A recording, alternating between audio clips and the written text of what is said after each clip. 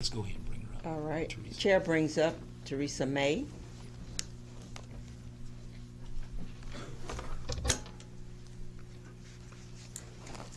Okay, and I heard the word quickly. So No. I'm going to try I to will make close. this quick. I will close quickly. I But, know. Yes, but you're the all-star. Get after it. All right. Yeah. All right. So I brought some material just so you have it. I'm not going to go through all of it, but I think it may be useful to reference.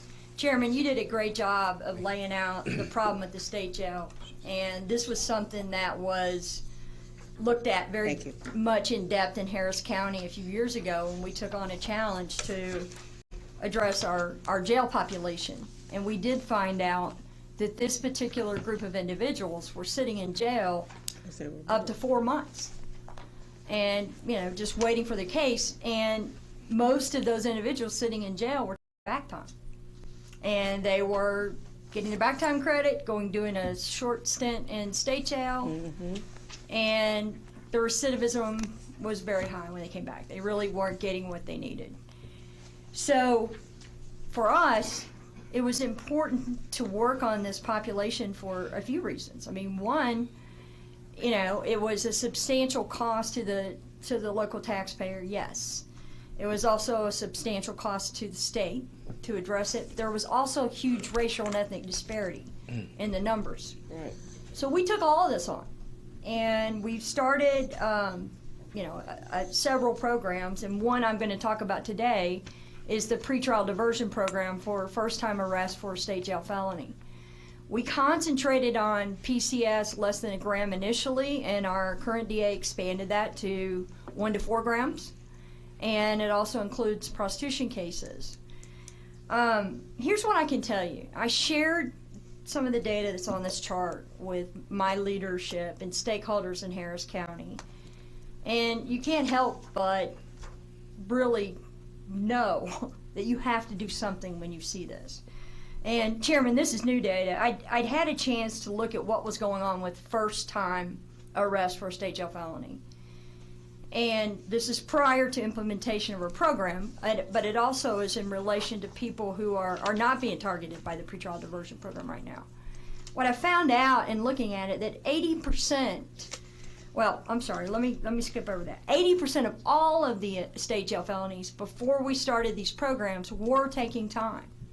And literally only about 20% were going for any kind of diversion, which obviously if they sit in jail 4 months, they don't have anything to lose. But what really gets me is when I looked at the first time state jail felony, 46% of those individuals are taking a conviction right out of the gate. And they're going to state jail or they're going to county jail.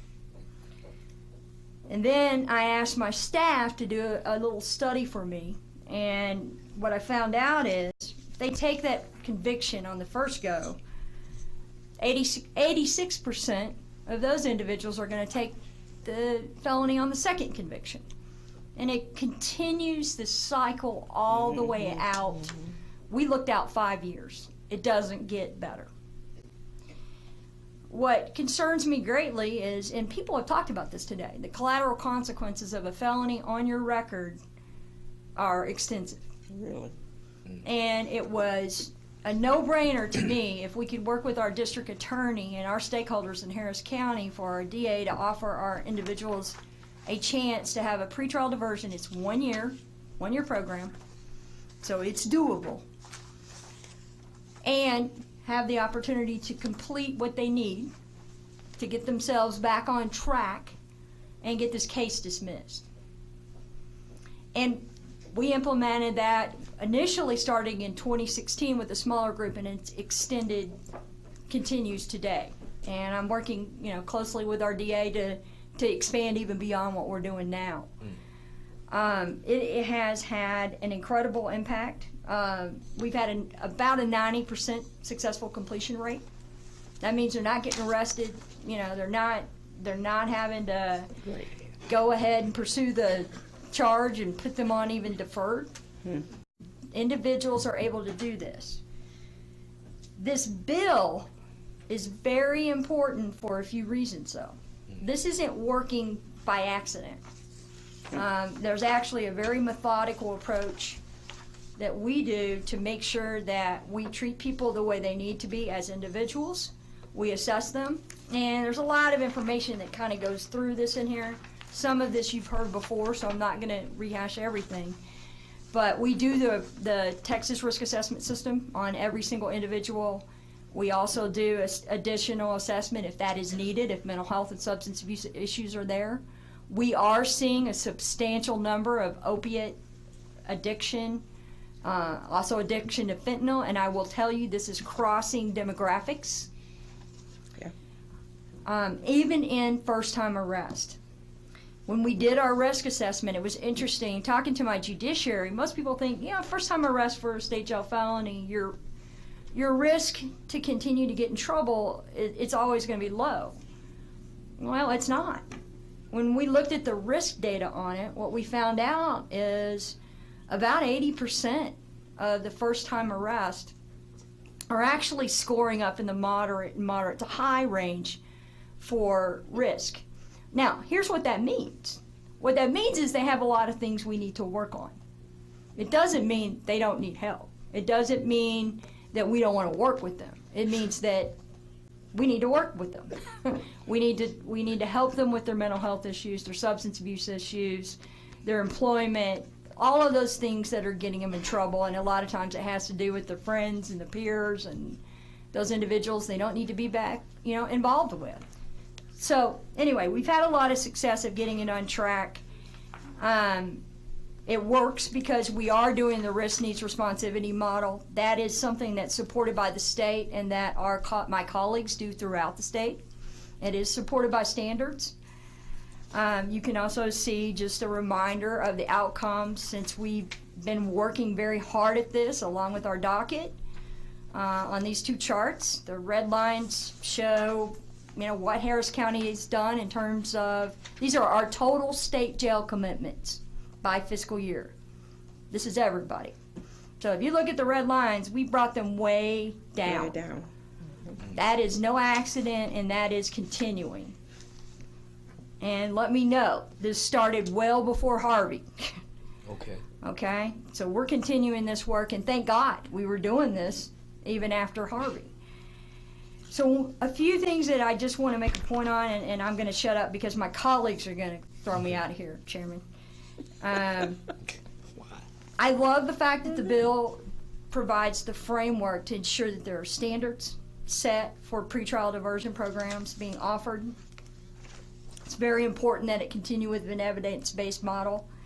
And there certainly was some work that needed to be done to clean up the statutes around pretrial diversion.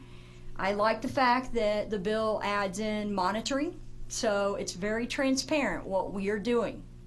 And the legislature can actually see what's going on. The data goes to you like it does for everything else we do. And myself and my colleagues welcome that. I also like the fact that the bill incentivizes departments to do this and supports, looking at funding specifically for even in a formula line for pretrial diversion cases, for us to work on those cases. You have another chart. A couple of things important on this, and one of my colleagues put this together, not me. But I will tell you these two charts, if you look at what people often talk about, our felony probation population going down, at the same time, the number of people getting both felony and misdemeanor pretrial diversion has gone up over time. That blue line that you see on these graphs, the Legislative Budget Board doesn't count at all when they do their population projections. And the last time I looked, they were projecting that we were having a significant drop in misdemeanor, right? Well, guess what? A lot of misdemeanor cases, and this has been happening year after year after year, are getting pretrial diversion, which they should be. Good. It's an appropriate program. So there's specifics, Chairman, that I know you're aware of, that we're working to try to get a separate formula line with some money that Mr. Collier put in exceptional line item request.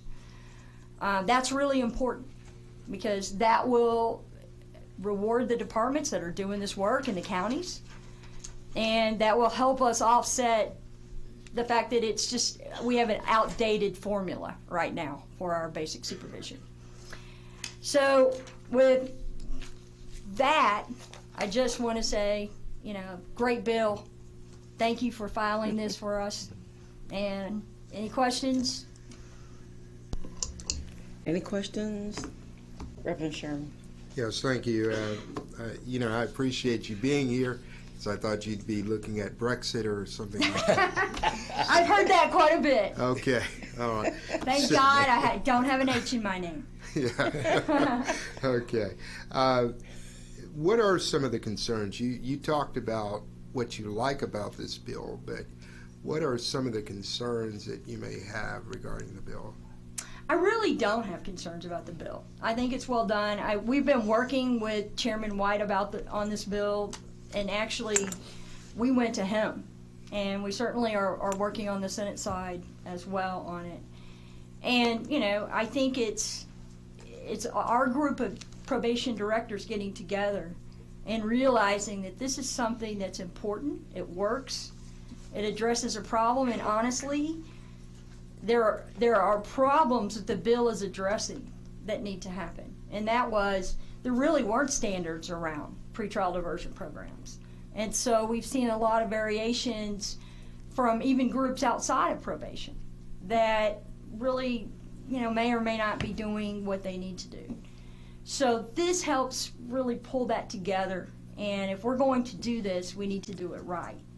So the concerns really were the reason we asked for some help on this bill. And that is, to me, it's just critical. You have to do the right thing. You can't just put them on pretrial diversion. You do need to do an assessment, and you need to follow standards, and frankly, it needs to be very transparent what we're doing, so that this body can see, because those numbers on that blue line, you haven't seen those. Those have been completely ignored from the Legislative Budget Board. And I really believe they need to be looked at separately and, you know, see our success and see what we're doing. And to me, that's very important. And for someone who's worked in this field a long time, looked at, you know, other departments around the country, I'm a member of the Urban Chiefs, nationally, I know that pretrial, this is a trend, this is where we're headed. It makes sense. And if you could stop that first felony conviction, and we've shown we can, you really are impacting an entire generation of people. Mm-hmm. And we have to stop the bleeding. We do. But we have to do it right. So. Yeah.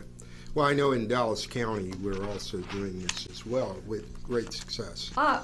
Interesting that you mentioned that. A good friend of mine, D.A. Crusoe, is coming to Harris County to visit us to look at more specifics on our program and bringing a whole coalition. So feel free to call him up. Yeah. But they are coming in April.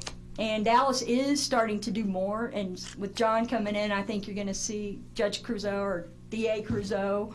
Yeah. I think you're going to see a lot more. And support for him to do that work is important. Definitely.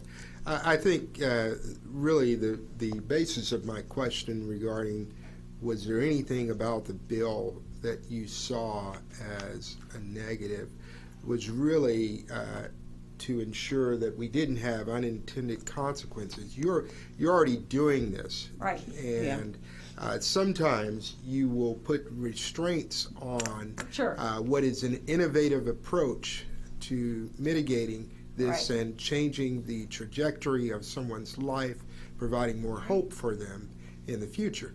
And I don't think Chairman White or any of us would want to restrain that type of innovative approach. What I would say is I don't think there, I'm not seeing anything that would be an unintended consequence that would be negative.